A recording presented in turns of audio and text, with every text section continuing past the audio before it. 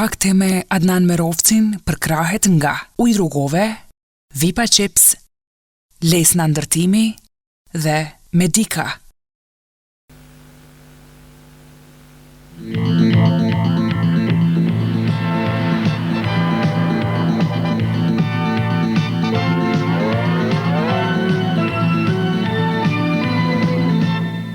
Shikus nderuar, mirë mbrëma. Për fat të së mirës e për kopë të së keqes, edhe pse në shumë vende të Kosovës u bën demonstrata dhe në shumë kolektiva nuk u punua, parashikimet e atyre që askujt nuk ja don të mirën se dita e sotme do t'jetë një e martë e përgjakshme, nuk u realizuan. Të bindur për urtin dhe për arsye menqyrinë e popullatës son, beson se prej ditës në ditë do t'jemi më të qetë e më të kujdesshëm e gjithnjë e më pak do t'i japim shkas që t'na bëjnë me gisht dhe t'na njollosin ata që këtë mezi e presin. Kryetari i Komitetit Krajinor Rahman Morina bisedoi sot me një grup studentësh të Universitetit të Prishtinës. Afro 5.000 student sot paraqiten edhe një herë kërkesa tashmë të njohura: heqjen e gjendjes së jashtëzakonshme, ndalimin e proceseve politike dhe lirimin e të burgosurve politik, ndërprerjen e diferencimit ideopolitik dhe anulimin e vendimeve për ndërprerjen e marrëdhënies së punës sipas këtyre kritereve. Këtu u theksua kërkesa për demokratizimin e marrëdhënieve shoqërore, heqja e cenzurës ndaj shtypit dhe informimit publik, sistemin shumëpartijak dhe zgjedhjet e lira. Zgjidhjen e tërë kësaj gjendje të rëndë, studentët e shohin në demokracinë e vërtet me dialog në kuadër të institucioneve legale, ashtu si që ka paralajmëruar edhe Kryesia e Jugosllavisë, Këshilli Ekzekutiv Federativ dhe institucionet ndërkombëtare. Studentët e Universitetit të Prishtinës janë të vendosur të qëndrojnë pranë këtyre kërkesave dhe derisa të mos vendoset dialogu i vërtet me alternativën, ata do ta bojkotojnë mësimin. Studentët u bëjnë apel nxënësve, të rinjve e qytetarëve që të mos bëjnë demonstrata në rrugë dhe të mos i nënshtrohen provokimeve të ndryshme, me që në këtë mënyrë më së shumti i bëjnë dëm popullsisë së pafajshme. Në Prishtinë, në vend që nxënësit të gjendeshin në bankat shkollore, ata u tubuan në qendër të qytetit dhe me gishta të ngritur brohoritën parollën demokraci. Forcat e sigurimit arritën të shpërndajnë në rrugët periferike. Ndërkaq, rreth orës 10, në qendrën e studentëve u tubuan më se 5.000 studentë për t'u informuar me kërkesat e paraqitura para ca ditësh. Pasi nuk morën përgjigje, ata përsëritën kërkesat e tyre dhe u shpërndan të qetë që më parë qendra e studentëve ishte bllokuar nga forcat e sigurisë. Edhe gjatë ditës, her pas here, grupe të rinj u përpoqën të organizojnë demonstrata në qendër të qytetit, e cila ishte bllokuar nga milicia. Megjithatë, pas dite në lagjen e Vranjevcit u organizuan demonstrata në të cilën morën pjesë disa mijëra qytetar e për shpërndarjen e të cilëve milicia përdori gaz lojtësjellës dhe shufrat e gomës. Demonstrata u bën edhe në Ferizaj. Situata u ashpërsua sidomos pas shpërndarjes së demonstruesve në qendër të qytetit, të cilët ngritën pengesa në rrugët për në fshatin Gaçk, Nerodime, Pleshin e të tjera. Në këto demonstrata morën pjesë disa dhjetra miraveta, të cilët brohoritën parollën demokraci. Pjesëtarët e milicisë intervenuan me gaz lojtësjellës dhe u dëgjuan të shtëna armësh. Sipas informatave të para u plagosën 8 demonstrues, të lënduar pati edhe nga ana e milicionerëve. Në Mitrovicën e Titos, nxënësit e shkollave fillore dhe atyre të mesme, qysh në mëngjes filluan të defilojnë rrugëve në heshtje. Me minatorët e Staritërgut biseduan disa nga udhëhecit komunal dhe u morën vesh që me autobusa të nisen për në stadiumin e qytetit. Rreth orës 12, kolonës autobusëve që bartnin minatorët në afërsi të shkollës 25 Maji u bashkangjitën edhe shumë të rinj, nxënës e punëtorë të tjerë. Me të hyrë në stadium, organet e sigurimit përdorën gazin lojtësjellës dhe shufrat e gomës dhe i shpërndan minatorët. Sot në platon e Pallatit të Sporteve Shaninushi në Gjakovë tubuan rreth 60.000 të rinj punëtorë, nxënës e qytetar për të protestuar. Puna u ndërprej në metalik, gorenje, elektromotori, model Erenik, Dugagjin, Qabrat e në disa organizata të industrisë së bashkuar Emin Duraku e të tjera. Në shkollat e mesme po ashtu bojkotua mësimi. Në tubimin e protestës në Pallatin e Sporteve, Musa Juniku tha se me punë dhe mësim mund t'ia kthejnë vendit rehatin e qetësinë. Kryesia e Jugosllavisë vendosi të angazhojë njësitë e armatës popullore të Jugosllavisë në Kosovë, me qëllim të mbrojtjes së rendit kushtetues dhe pengimit të dhunës. Kryesia mori vendim për angazhimin e caktuar të njësive të armatës popullore në Kosovë, si dhe vendimin për realizimin e masave të tjera nga kompetenca e saj dhe propozoi që organet shtetërore të Republikave Socialiste dhe krahinave autonome të ndërmarrin masa të domosdoshme për të parandaluar ndikimin negativ të keqësimit të mëtejshëm të gjendjes në Kosovë dhe në tërë vendin. Kryesia ju bën ftesë qytetarëve të Kosovës që të mos marrin pjesë në demonstrata, të mos e prishin rendin publik, të mos rrezikojnë jetën e njerëzve dhe pasurinë. Qetësia dhe eliminimi i çfarëdo dhune në Kosovë u janë të nevojshme të gjithëve, në mënyrë që vendi të vazhdojë rrugën drejt reformave, ndrimeve kushtetuese dhe demokratizimit të gjithëmbarshëm. As delegatët e Kuvendit të Serbisë në mbledhjen e sotme nuk lanë pa u përqendruar edhe në situatën më të fundit politike dhe të sigurisë në krajinën socialiste autonome të Kosovës. Për ngjarjet nga 23 janari deri më 14 shkurt morën një informacion të hollësishëm me shkrim nga Këshilli Ekzekutiv Republikan, ndërsa për momentet dhe masat më të reja u foli edhe Miroslav Đorđević, antari i Kryesisë së Republikës edhe kryetari i Këshillit për mbrojtjen e rendit kushtetues. Ai tha se tash për tash detyrë kryesore është të vendoset siguria për të gjithë qytetarët, të mbrohet rendi dhe qetësia publike, të sigurohen kushte që në tërësi të zbatohet politika mbi Kosovën. Për këtë, organet kompetente e republikane do të shfrytëzojnë autorizimet ekzistuese ligjore për vendosjen e efektshme të shtetit juridik. Đorđević tha vetëm këtë për organet e sigurimit, se duke vepruar për luftimin dhe për pengimin e aksioneve armiqësore e terroristike, pas kanë vepruar në pajtim me ligjin. Për zhvillimin më të ri të ngjarjeve foli edhe Radmilo Bogdanović, sekretar republikan i punëve të brendshme. Ai tha se, po e citojmë, kemi mjaft forca në Kosovë që të kontrollojmë situatën, të ruajmë rendin dhe qetësinë dhe të mbrojmë rendin kushtetues me të gjitha forcat. Në diskutimin që pasoi, veç angazhimeve konstruktive për tejkalimin e gjendjes së nder, pati edhe paraqitje militante që konsiderojmë nuk meritojnë të përmenden në kuadrin e këtij fonogrami.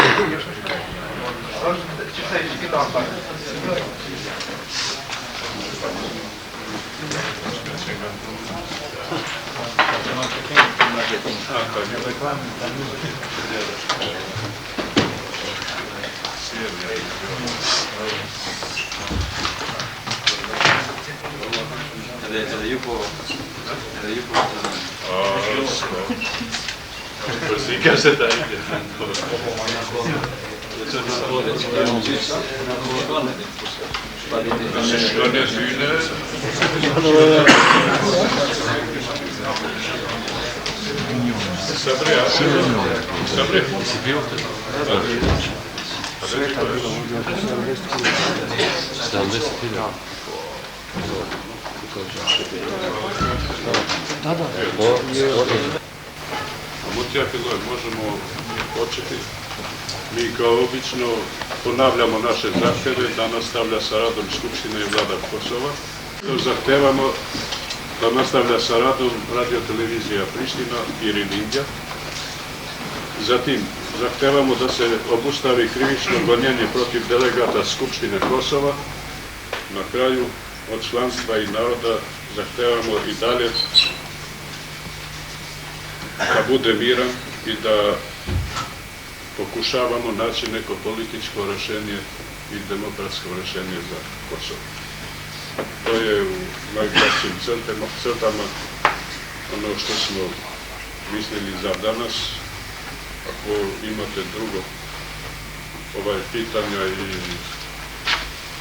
možemo razgovarati i da vidimo šta vas interesira više ovih dana. Kad bi možda ni pitanje, ali ima neko još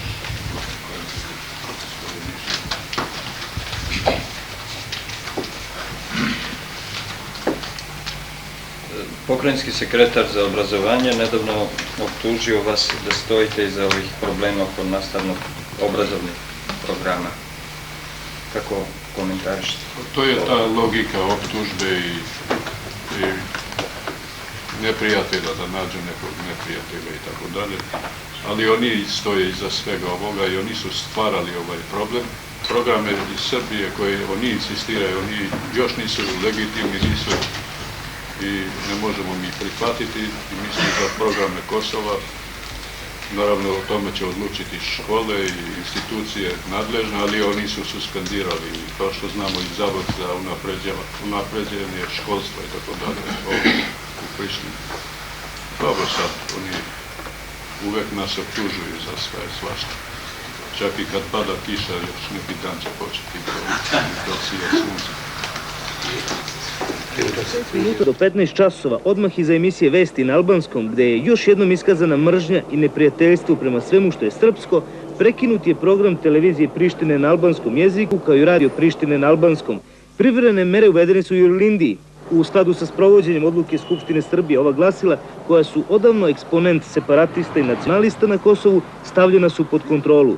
To je u skladu sa zakonom Skupštine Srbije o postupku državnih organa u posebnim uslovima. Ovaj moment zabeležila je naša ekipa.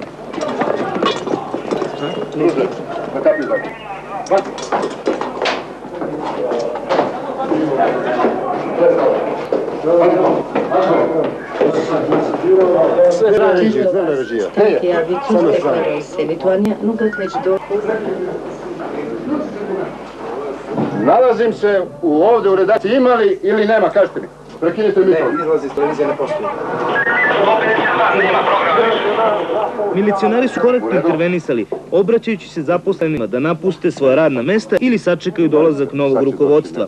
Bilo je samo nekoliko sporadičnih ekscesa kada su neki od dežurnih urednika i novinara odbili da predaju inkriminisane kasete koje su želeli na prečac da emituju, a eksces je izazvao i snimatelj televizije Prištine kada je odbio da preda filmski materijal snimljen bez dozvole i suprotstavio se milicionarima pa je bio lišen slobode. Još jedno lice je privedeno.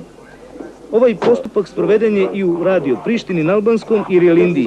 Svim lokalnim stanicama na Kosovu i Metohiji je zabranjen rad. Nezvanično saznajemo da je u radio Đakovici bio spreman da se pročita proglas sa Albancima kojim se pozivaju na okupljanje i oružanu borbu. Rukovodstva ovih kuća su suspendovana i postavljeni su novi rukovodioci. Milicija kontroliše televiziju i sve prilaze. Ne dozvoljava se nikakvo okupljanje građana.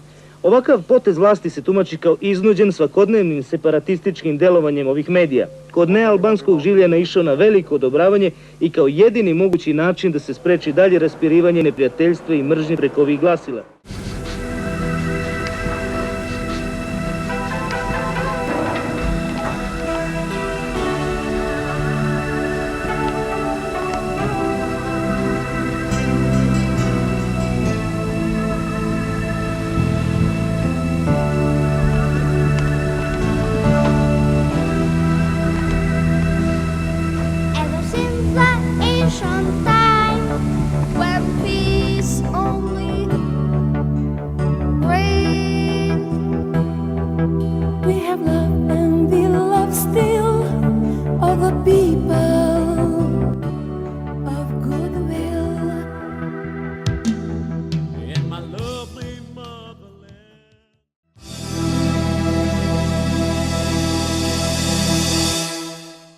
Seladin Gjezairi, lindur në vitin 1960 në Bozovës të Tetovës, si nxënës i gjimnazit i pati hapat e parë në gazetari, në mediat lokale. Punoj në Radio Jugoslavi, më pas në vitet 1980 punoj si korespondent nga Beogradi i televizionit Prishtinës dhe i gazetës së përditshme Rilindja, deri në mbylljen e tyre nga regjimi serb në vitin 1990.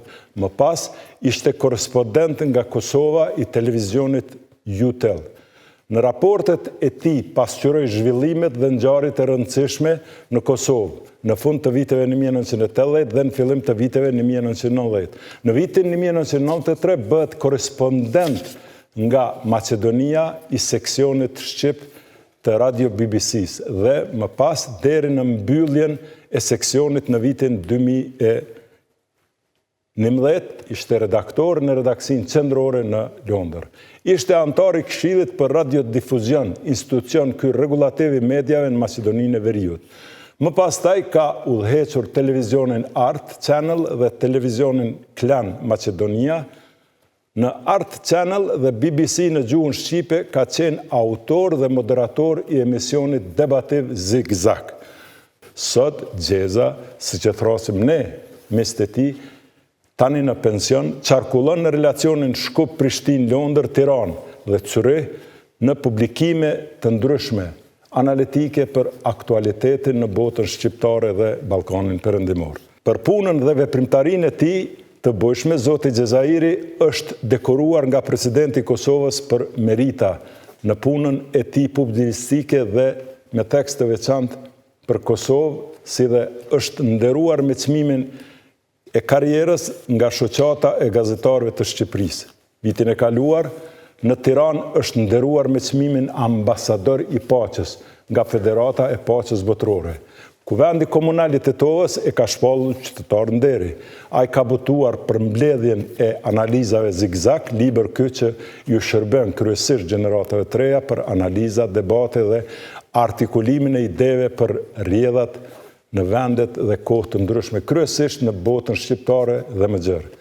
Vlen të theksohet se gjatë dekadës së Republikës së parë të Kosovës, vitin 1989-1999, zoti Seladin kontriboi shumë në plasimin e të vërtetës për Kosovën. Ai kishte një relat dhe miqësi të afërt me udhëheqësin politik të Kosovës, Dr. Ibrahim Rugova, me të cilin përveç paraqitjeve javore në konferencat për shtyp të presidentit Rugova, ai me te ka realizuar shumë intervista të rëndësishme, duke i plasuar ato në mediat ndërkombëtare. Për këto dhe shumë të tjera, le ta ndjekim bashkëbisedimin dhe rrëfimin ekskluziv të realizuar kohë më parë në studion Fakte. Hajde zi. Mirë se u gjeta. Si e? Qa ke bojë, qa ke bojë? Falënderit. Më i dole? Falënderit për ftesën. Falënderit edhe ty që ke arë sot. Kjo punë kaq voluminoze, mendoj se e meriton. Falënderit shumë. Të përgëzoj për këtë punë e tashmë duket edhe në Tetovë, kur e pa promovimin. Rrallë kush në rajon e ka bërë një punë të tillë. Falënderit shumë. Libri parë ku i kom përshkru qatë e cejake, pa ajo që ka të bëj kryesisht me ty është një libra me konferenca për shtyp, edhe jeti premteve, dhe me thonë jeti këtu me figure, me pyetje që i ke bojë, që kanë qenë. Adhe me jasharin këtu jem vitin 1993, hotel në aeroport të Tiranës, në Rinas, vitin 93, ka pas dalë një herë me. Kurse që ke fotografi që është ikonike, ka pas bo Azireka ka punu. Azireka. Kjo është fotografi 1992 në fillim të vitit në Qystendi dhe Bomit, Bullgarisë. Kemi qenë të shkue me taku Turgut Özalin, kryetarin e Turqisë. Jemi ndalë për një kafe edhe këtu jemi prej kafës të shku në vetura. Azireka ka qenë me neve, na ka shoqëru, edhe Begjet Haliti ka qenë gazetar, kjo kom fotograf. Edhe ka nxjerrë këtë fotografi, për mu është epike, edhe është fotografia që mas tepër me e qmaj, kjo e rrugës.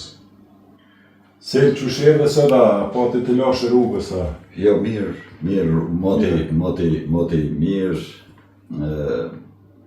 rruga, për ta marrë lakmiset e në Maqedoninë e Veriut nuk i kemi infrastrukturën.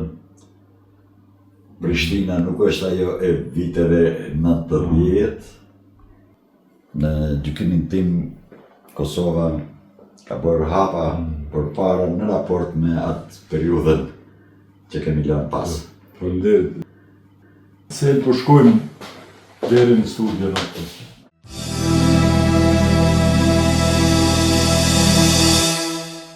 Shikues nderuar, ndodhemi në studion Fakte.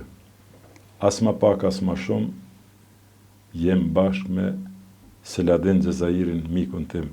Mirë se erdhe në emisionin Fakte. Mirë se të gjeta, Adnan, dhe sinqerisht urime për punën që ke bërë dhe aktualisht po e bën. Të thash të përgëzoj për shkak se të kam ndjekur në vazhdimsi dhe do pranoj se e ndjej një trem, një qik frikë për ato që do të mund të pasoj, që do të thotë se je gjetur mirë në këtë zanatin, tashma po them tonin për bashkët. Falënderit. Sel, si spjegohet a ndjesia, e ke dashur të këtë profesion, sepse për cen njëri medjave, ose shkurt gazetar për ta thjeshtësue, a është edhe pak pasion, a është e rastit, apo si ndodh me këtë aspekt? Në këtë aspekt ndodh atë që ta mbjellin në fëmijërinë e hershme mësuesit. Edhe sot e kësaj dite nuk e harroj mësuesin tim të parë, Mustafa Laçi, që nga klasa e parë deri në të katërtën të fillores na thoshte nuk guxoni të vidhni. Me një përjashtim. Libra mund të merrni, por me kusht që t'i lexoni ato. Dhe ai na e mbolli mua dhe 2-3 shokëve të mi, që atëherë kulturën e leximit. Kështu që kujtoj se ka qenë merite mësuesit tim të parë që i urreka gazetarisë dhe duhet të kem qenë klasa e 5 kur e kam bërë shkrimin, le të them, ai ka qenë një, hajtë themi, një paçavure, një përpjekje e parë për fshatin tim. Titulli ka qenë 5 xhamia e asnjë shkollë. Në gazetën lokale të Tetovës, Pollogu dhe Radio Tetova, që si fillorist kam marrë honoraret e para. Edhe kam qenë i bindur se nga gazetaria mund të jetohet dhe kështu kam nisur.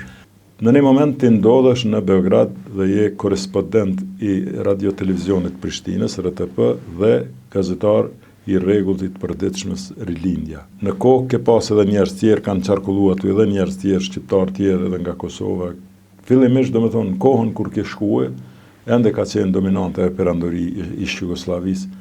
Si mundesh në pikat shkurta atë ndjesin, punën, sfidat që i ke pas duke qenë një shqiptar në një profesion që ka qenë kogja i ndihshëm edhe në raport me kohën, po edhe në raport me atë që ka ke përfaqësu ti, se me gjitha atë ti ke qenë Selajdin Xhezairi në Beograd, një shqiptar duke, domethënë, kry rolin edhe punën e gazetarit që nuk ka qenë shumë lehtë. Unë kam shkuar në Beograd në një periudhë goxha të vështirë sidomos për shqiptarët, për shkak se ka qenë viti 80 i shekullit të kaluar, dhe atëherë kur kam shkuar unë për studime atje, llogaritej se Beogradi ka pasur diku, në mos gabohem, 70.000 shqiptar. 81 e këtej e ndryshoi. Këtë ndryshime kanë pasqyruar për mediat e Prishtinës me besnikëri i ndjeri Marash Berisha, që ka qenë korespondenti televizionit të Prishtinës deri në pensionim. Pastaj në kohën time ka qenë Dedmir Dita, Fahri Musliu, Faton Osmani, Ganimu Liqi, shumë më herët Imer Bajra, pastaj Alida Berisha, dhe unë kemi qenë një ekip që jemi munduar të pasqyrojmë atë çfarë kryesisht flitet në Beograd për Kosovën dhe shqiptarët në Ish Jugosllavi. Sfidat natyrisht se kanë qenë goxha të vështira. Në fund të viteve 80 me një vendim arbitrar na u ndalua hyrja në institucionet qendrore të federatës, ish federatës Jugoslave, paçka se ne ishim të akredituar, paçka se ne kishim si televizioni Prishtinës, si Rilindje, kishim zyrën tonë të regjistruar. Ka qenë vështirë të punohet. Për hir të së vërtetës do thënë se në kuvendin e atëhershëm të Jugosllavisë ka pasur një solidaritet profesional, për shkak se të 6 njësitë federative, përfshirë dhe Kosovën, i kanë pas përfaqësuesit vetë, dhe ka qenë një solidaritet, sidomos në mbrojtjen e gazetarëve shqiptar tonën. Më kujtohet si korespondenti i televizionit të Prishtinës, ja pata bërë një pyetje një lideri nacionalist serb për atë rastin në anën e Gjilanit që ishte vetë lënduar. Rastin Martinović, i them, ku i keni të dhënat, për shkak se të dhënat nga Prishtina flasin kështu në një serbishte, paka shumë të mirë. Dhe ai para se të më përgjigjet, tha, së pari duhet të prezantoheni se kush jeni dhe për kë punoni. Fatmirësisht para meje, kolegët tjerë që i kishin shtruar pyetje nuk ishin prezantuar se kush janë, dhe mora fjalën, parafërsisht i kam thënë, nuk kam thirrur unë konferencë shtypi, po ju e keni thirrur, prandaj duhet më përgjigjeni për këtë, dhe nëse ju intereson se kush jam, unë jam Filan Fisteku dhe ditën e mirë. Në momentin që unë e kam braktisur konferencën e shtypit, janë solidarizuar edhe të gjithë kolegët e tjerë, kryesorët, edhe ata e kanë braktisur. Dua të them, ka qenë tepër vështirë. Çka do të thotë të jesh shqiptar, gazetar, plus të jesh në Beograd? Kur i ke argumentet, po ta bësh me nder këtë zanatin, mund të ndonjëherë herë mund të rezultosh edhe shqiptar, jo gjithaq, për shkak se shikuesi nuk e ndjek me vëmendje, veç kalimthi i merr të dhënat dhe mund të krijojë një paragjykim negativ, le të themi. Dhe vinë fundi i viteve të 80-ta, dihet me thymje të mëdha, do me thonë dezintegrimi, fillimi dezintegrimit të mbyllja e medias në Prishtinë. Mbyllja e media, pastaj edhe në planin global, rënimi i murit Berlinit, në përgjithësi disa erna demokratike në kuptim të pluralitetit në këtë botën moniste, le të themi, do me thonë kundërthanit të mëdha, si do antagonizmat skajshëm, do me thonë neon, ishte brutalitete, ishte ushtrim policore, ushtarake, këta diun, shpallje agjendjeve të mëdha, e të shpeshta ushtarake e të jashtëzakonshme në Kosovë, me atë kryesinë siç ka qenë, dhe vjen pas 2 korriku deklaratës kushtetuese me 5 korrik mbyllët radio televizioni, më vonë edhe gazeta Rilindja, dhe se lajdini vjen Kosovë, vjen Prishtinë, dhe shihet me një kamerë të famshme që i shkruante aty Jutel, por që e bënte punën jashtëzakonshme, dhe ajo titulli Jutel të disa tingëllonte ose u duke që ti po punon për Jugosllavi, se njerëzit aq kanë kuptuar në moment se ju ka qenë, jo? Edhe pse historia kësaj dihet se ka qenë e këtij televizioni që ka qenë mjaft prestigjioz dhe ka luajtur rolin e vet, kur shihet Xheza me punën dhe mënyrën qysh i artikulon pyetjet edhe, domethënë një shqiptar ndodhet në këtë televizion po punon dhe praktikisht ke qenë edhe prezent, edhe sasi dhe në cilësi. Çka mundesh me thonë rreth kësaj? Për të vërtetës kemi qenë një ekip i mirë.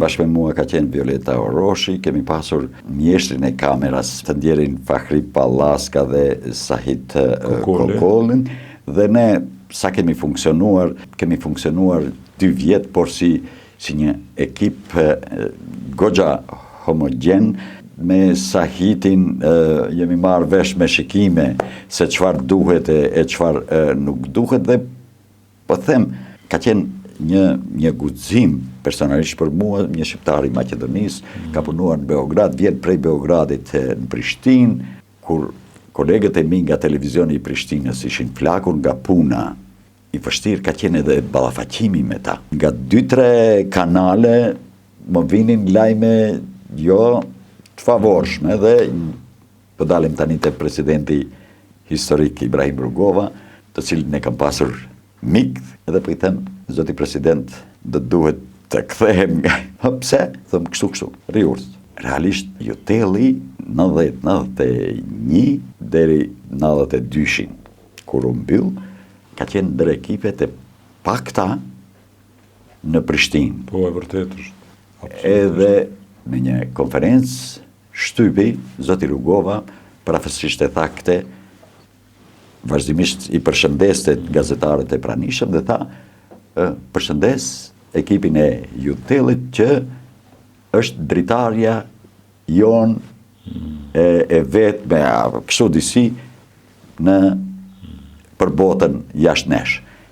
Edhe kjo ishte ajo që filluan të ndryshojnë qëndrimet, pastaj e keqja ishte se autoritetet serbe që kontrollonin televizionin e Prishtinës nuk e lejonin transmetimin e emisioneve të Jutelit në Kosovë. Ne nuk e di nëse të kujtohet, çdo ditë të paktën 6 herë në javë e kemi bërë rrugën vajtje ardhje Prishtinë, televizioni i Shkupit, dhe atëherë mbaj mend kemi mbërritur për më pak se 1 orë nga Prishtina deri në televizionin e Shkupit.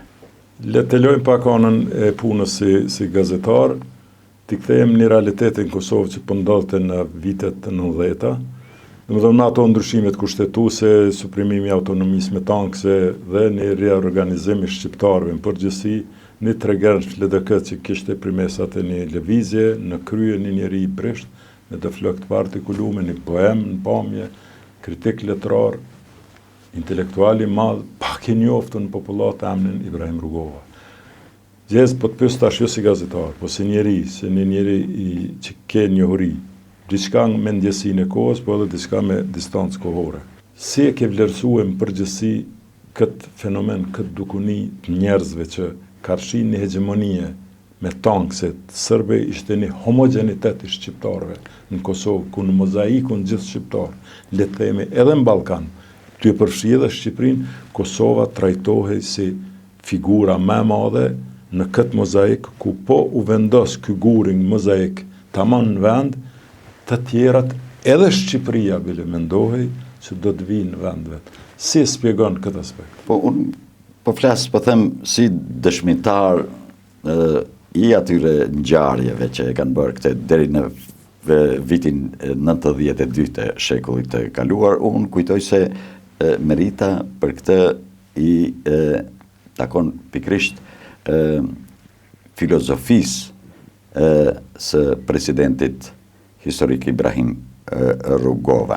Në konferencat e shtypit të së premteve nuk e gaboj nëse them se zoti Rugova përsëriste çdo javë atë përcaktimin e shumicës dërmuese të shqiptarëve për një Kosovë të pavarur, njësoj të hapur si ndaj Shqipërisë, ashtu edhe Serbisë.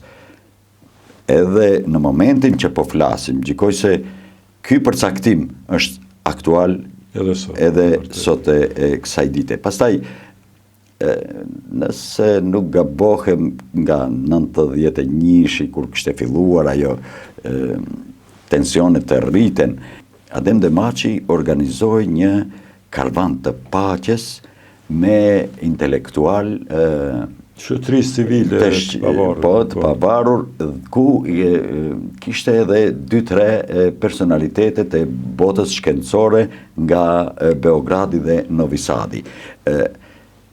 Kujtoj se kemi vajtur 2 momente. Kemi qenë në Zhurë, ku ushtria e policia serbe kishin bërë një masakër, le të themi kështu, në mos gabohem, te familja Badallaj, dhe pastaj kemi kaluar edhe në Shtërps. I kemi ndjekur i vetmi televizion ne që kemi qenë me ato, edhe aty shihej disponimi i popullit, i serbëve lokal, i shqiptarëve të cilët flisnin jo para bacës Adem, me argumente, por për para këtyre, sepse të shkolla e Zhurit atje, njerëzit që kishin dal nga spitali i tregonin plumbat nga i kishin marrë, dhe mysafirët nga Beogradi e Novi Sadi në një drek apo darkë të përbashkët i lumt Kosovës, fal Ibrahim Rugovës po vendoset ai shteti social, jo paralel, sepse funksiononte shoqata humanitare Nëna Teres, lidhja e sindikatave që mbante konferencat e shtypit çdo të mërkur, Këshilli për mbrojtjen e lirive të njerëzit. Kishte një solidaritet edhe për te të shqiptarëve, edhe për te kufive të Kosovës. Kam parasysh aksionin Familja Mban familjen. Që shumë familje nga Macedonia ka qenë përfshirë. Dhe, po kjo ishte ajo që i bënte bashk fal zotit Rugova, fal horizontit të tij të gjerë. Kam përshtypjen nuk ka qenë zemër ngushtë. Edhe oponentët e tij politik i ka trajtuar me mirësjellje, çfarë fatkeqësisht aktualisht është vetëm një ëndër. Dhe kjo e bëri atë që Kosova të merrej shembull për një tranzicion goxha të shëndosh, që pastaj edhe u qua përpara medalje në skenë të UÇK-s, të figurave të tjera, por strumbullari gjithë kësaj, kujtoj se është zoti Rugova. Në këtë aspekt dhe në botën shqiptare në Ballkan, dihet se Maqedonia, po flasim për fillimet, ende ishte një kufi, le të themi, administrativ, po jo i mirëfillt, sepse disa shtete ishin pavarësu, disa jo. Maqedonia mendoj që i kaloi këtë metamorfozë për mrekulli, domethënë pas një plun u bë shtet, dhe domosdoshmërisht lëvizjet e Rrugovës, domethënë si mjet për atraktim çështjes Kosovës dhe avokim që ka pas domethënë në platformën e tij, fizikisht jemi ende për Maqedoni dhe mund të them që kemi pas një komunikim edhe me qarqet zyrtare për shkaqe dhe logjistike dhe këtë unë kryesisht e kam mbajt barën kryesore. Në rrafshin politik dhe partijak ka qenë këshilli koordinues i partive politike shqiptare në Jugosllavi me ato 3 opcionet këta diun, ku kanë gravitu krejt partitë dhe subjektet, ka qenë Partia për Prosperitet Demokratik, Partia Populore, edhe krejt grupacionet si prej Presheve, Malit Zi, ku ta diun. Si e vlerëson komunikimin dhe bashkëpunimin në përgjithësi të i marë parasysh që me gjithatë një farë atributi dhe roli paternalist i Rrugovës ka qenë i nënkuptum, por ai nuk e ka demonstru dhe manifestu kur.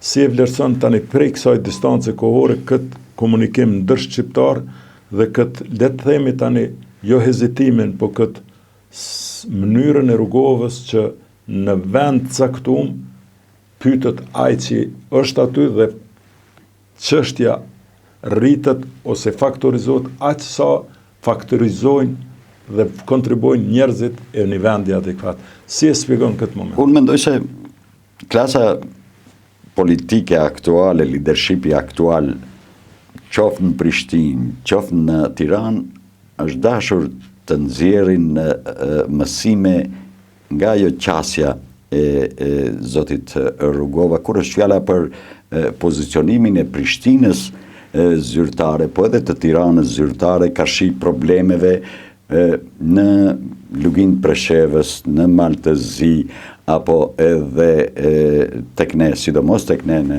Maqedoni, sepse pas Kosovës gjykoj unë se agresiviteti i sistemit të atëhershëm Jugoslav, Serbo-Macedonas ka qenë goxha agresiv në Maqedoninë, në Republikën e atëhershme të Maqedonisë dhe natyrisht se edhe pakënaqësia e shqiptarëve ka qenë goxha e akumuluar, goxha e madhe dhe është dashur mjeshtri për të amortizuar këtë pakënaqësi për shkak se në raportin e atëhershëm të forcave dihej se humbës do të dilnin shqiptarët. Kontaktet e zotit Rrugova me homologun e tij Maqedonas, Kiro Gligorov, sadokudo e kanë shtensionuar situatën dhe kanë bërë që edhe shqiptarët sa herë që vinin në Prishtinë të mlefosur me kërkesa goxha radikale t'i binden vendimit të Këshillit Koordinues të partive politike shqiptare në ish Jugosllavi. Lidhja demokratike e Kosovës në atë kohë si forcë dominante ka pasur një qëndrim parafërsisht të njëjtë ka shi forcave të sapo formuara politike dhe nuk ka lejuar falë presidentit Rrugova dhe profesor Femi Aganit të ketë hatërmbetje për afrim me njërën, afrim më të madh me njërën parti, apo me afrim më të vogël me partinë tjetër. Dhe kjo, të them unë, ka qenë dominante me ndikim edhe deri në vitin 96 në Maqedoni. Kanë kalu 3 dekada për periudhën që po flasim, dhe me thonë mbi 3 dekada, dhe teorikisht dhe praktikisht ose profesionalisht thuhet se gjërat bën të thuhen dhe të hapen e ku ta diun. Megjithatë vlerësimi historik ndoshta kërko kohë ende.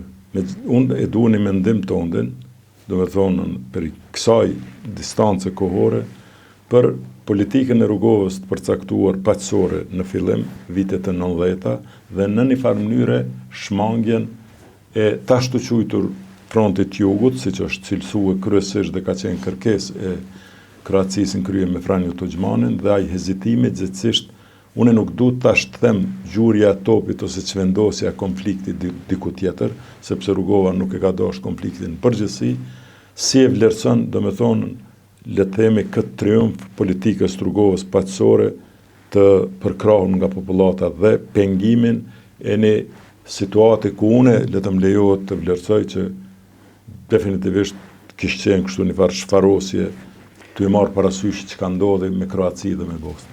Unë mendoj se përsëri është roli qendror është i presidentit. Ne e dim takatin çfarë kanë pasur shqiptarët. Atëherë e dim edhe takatin e Shqipërisë, e Tiranës zyrtare që ishte askundi. Dhe në amortizimin e pakënaqësisë, kujtoj se kontaktet e shpeshta Rugova-Gligorov kanë ndikuar që të mos hapet i ashtë quajturi front i jugut, paçka se autoritetet maqedonase nuk i mbeten besnik kësaj filozofie, lejuan, sepse kishin frikë se do t'i marrë Serbia, lejuan futjen e një kontingjenti goxha të madh të armëve nga Shqipëria dhe pastaj ju turrën shqiptarëve në të ashtu quajturën aferë e armëve. Besoj se Adnan të kujtohet, ka pasur një konferencë shtypi këtu tek Hotel Grandi ultranacionalisti serb Sheshel, i cili sa më kujtohet mua ishte Grande atë botë ishte i rrethuar me tela ku shkruante ndalohet hyrja e qenëve dhe shqiptarëve. Vërtet është, po. Dhe në konferencën e shtypit Sheshel parafërsisht ka thënë kështu: Kosova i ka 700 diçka vendbanime etnikisht të pastërta shqiptare. Vendbanimet, shtëpit janë të njëra pranë tjetrës dhe neve do të na duhet në çdo fshat të hudhim nga një bombë dhe shqiptarët do t'ikin, e ka thënë edhe një fjalë tjetër po s'poeza, për te fjalëve të nemura. Kjo filozofi, ky paralajmërim i tij fatkeqësisht u bën në 99. Imagjinoni të kishte nisur më herët një kryengritje e jona kur nuk e keni pasur konfliktin në Sloveni, nuk e keni pasur as në Kroaci, nuk e keni pasur as në Bosnjë, dhe të ishim ne të parët, soldateska serbe gjithë mlefin, qofsha i gabuar unë, do ta vjelte bine. Dhe politika e Rugovës Kosovën e çoi as ma larg, as ma ngat, e as ma pak, e as ma shumë deri në Këshill të Sigurimit. Ibrahim Rugova luftën nuk e ka mohue si luftë. Ka inicue ushtrime ushtarake në fund vitit 91 rreth kësaj. Ka pas komisionet për siguri dhe listat me njerëz që duhet mobilizohen, kështu që nuk mund të thuhet se Ibrahim Rugova opsionin luftës e ka përjashtu në asnjë mënyrë. Ka pas ministrin e mbrojtjes. Ka pas ministrin e mbrojtjes në ato vite që ka qenë, fillimisht ka qenë Anton Kolaj, pastaj kanë qenë edhe disa emra të tjerë kanë lëvizur në ndërkohë qeveria në Gzel e tjera. Tani kjo situatë ndodhen kështu dhe të ndodhen në luftë Rugova duke se ishte në një farë sfide, le të themi, edhe në komunikim me publik, sepse ky kishte marrëveshje me amerikanë që kjo luftë duhet të jetë nën kontroll pak të amerikanëve dhe kështu ndodhi, por sido që të jetë ka dhe zëra që e kanë kritikuar edhe në përgjithësi, disa kritikojnë edhe për vokabularin e tij që nuk është i saktë në shumë raste, sepse krejt janë të evidentuara, dhe sidomos unë librat e mia i kom paraqitur.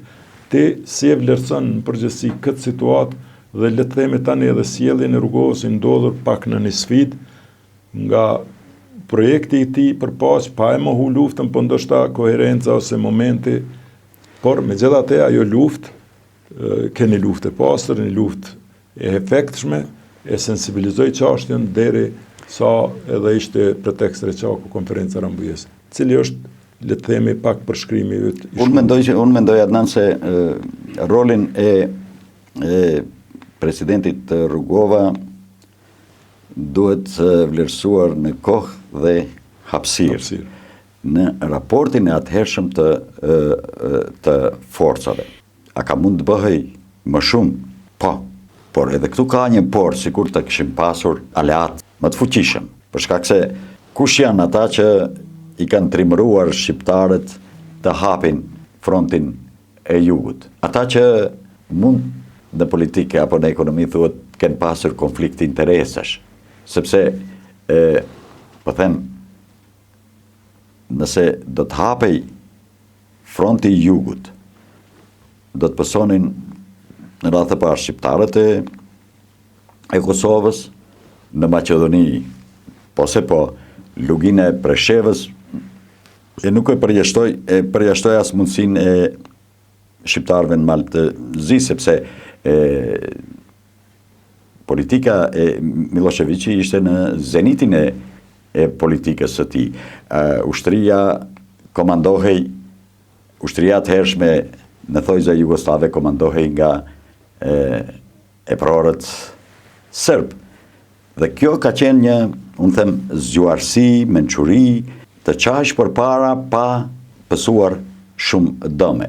Kohët ndryshuan dhe sot jemi ku jemi, por jam prej atyre, mund dikush nga teleshikuesit thotë se ja kam huqur, po ja huq që duke i njohur sado kudo raportin e forcave, takatin politiko-ushtarak të shqiptarve, një konflikt në fillim të viteve 90 do të paguhej shumë shtrejt.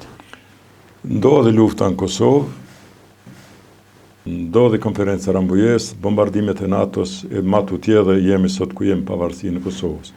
Republika e Maqedonisë së Veriut dhe shqiptarët në te kanë kontribute të mëdha në jetën në Kosovë, siç e tham prej aty në familja, ndihmon familjes dhe shumë ndihma solidare, le të themi, por edhe në luftë ka pas njerëz luftar nga Maqedonia që kanë ndihmu luftën, por edhe anasjeltas, edhe ajo luftë që u bon Maqedoni dhe që solli një farfaktorizimit shqiptarëve deri në mas që jem. Sot, si e vlerëson situatën edhe në përgjithësi gjendjen e shqiptarëve në Maqedoni të ndodhur mas një lufte, le të themi, e tillë çfarë ishte, marrëveshjes të Ohrit, ardhjes në krye të udhëheqjes dhe të zgjedhjeve një figurë që fillimisht u konsideronte si njeri me ngjyrim ideologjik, mos them tani edhe majtest, por një njeri për mendimin tim që u tregu shumë pragmatik dhe unë e vlerësoj kogja lartë dhe për situatën dhe gjendjen që ka qenë e ka udhëheq mirë dhe ky quhet Ali Ahmeti.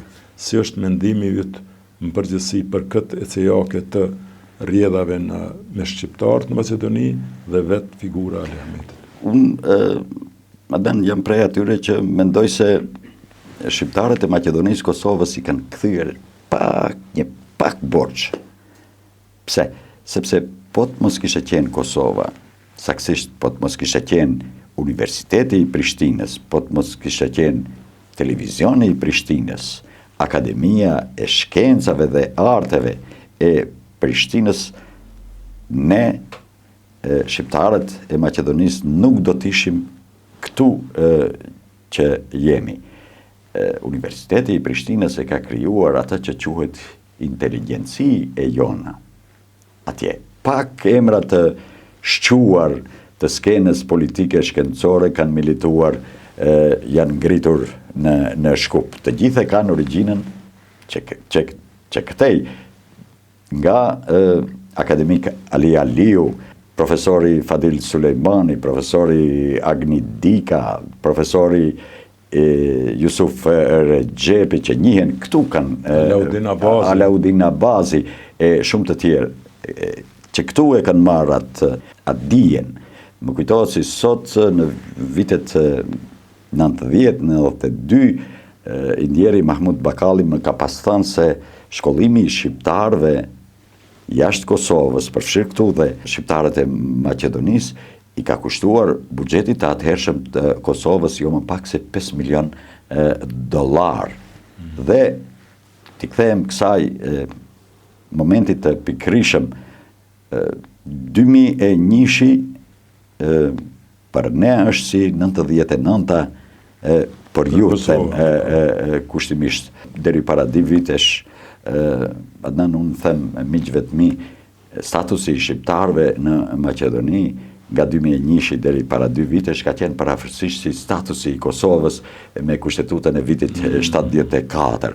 Fatkeqësisht, në momentin që po flasim, dhe them fatkeqësisht për shkak edhe të interferimit të Prishtinës zyrtare për mbajtur anën e një krahu politik, kemi një përçarje të forcave politike shqiptare në Maqedoni, pse jo edhe të ndasive ndërshqiptare, dhe kemi një degradim të pozitës institucionale të shqiptarëve në Maqedoninë e Veriut.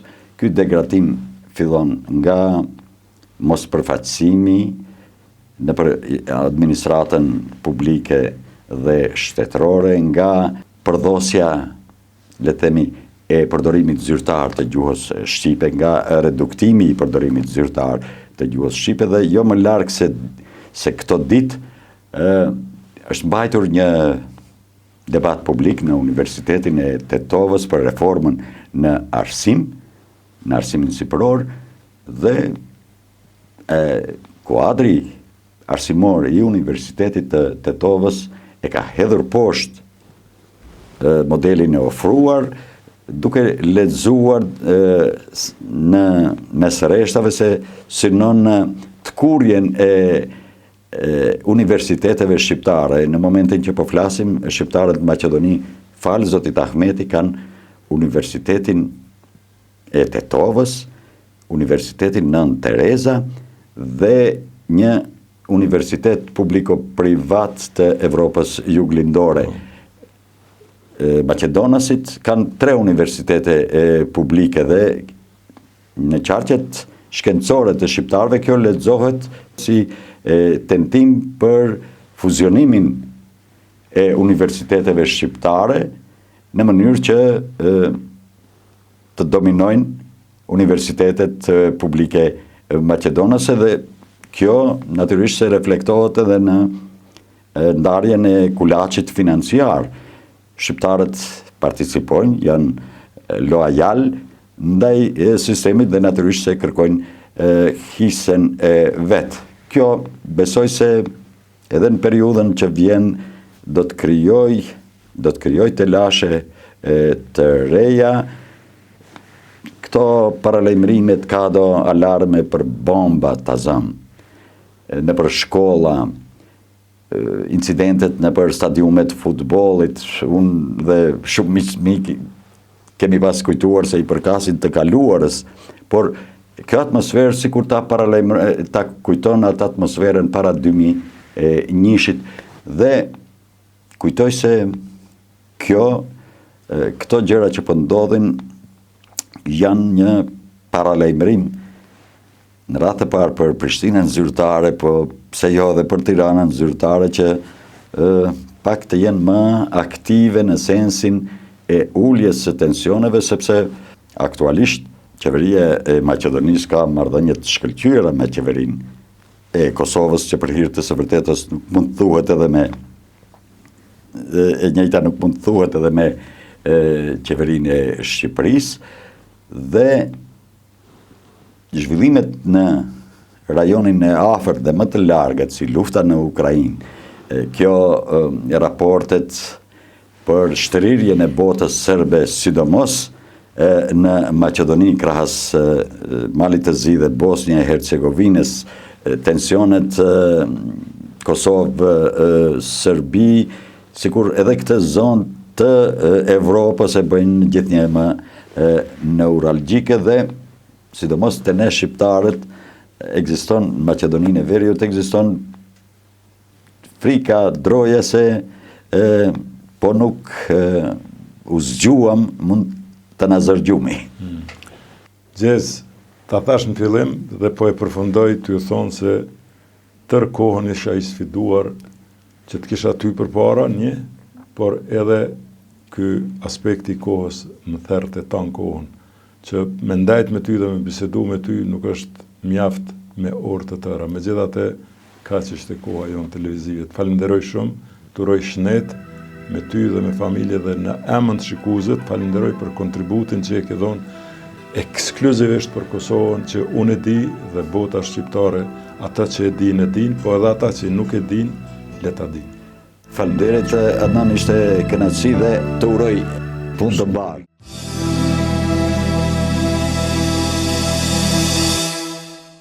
Shikues të nderuar, çdo koment është i panevojshëm. Sela ose Xheza, siç e thrasim ne miqtë e tij, artikuloj për mrekulli.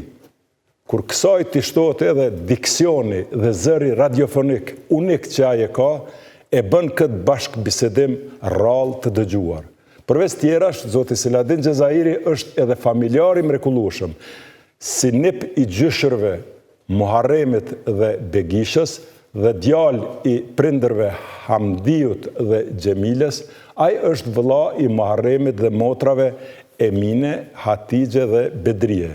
Xheza është i martuar me zonjën Dashmire dhe kanë vajzën Emja dhe djemt Verimi dhe Begimi.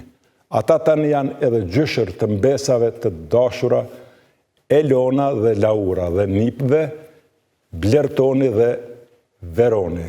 Zoti i ruajt këta fëmijë të familjes së Selës dhe të gjithë fëmijët e botës.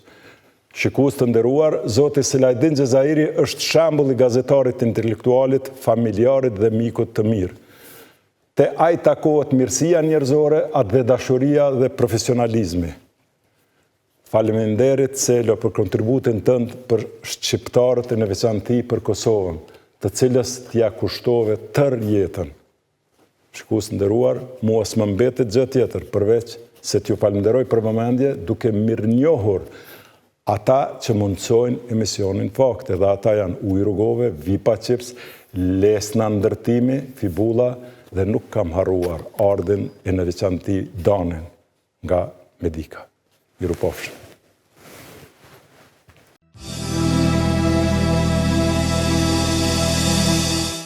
Fakte me Adnan Merovcin për krahet nga Ujë Rrugove, Vipa Chips, Lesna Ndërtimi dhe Medika.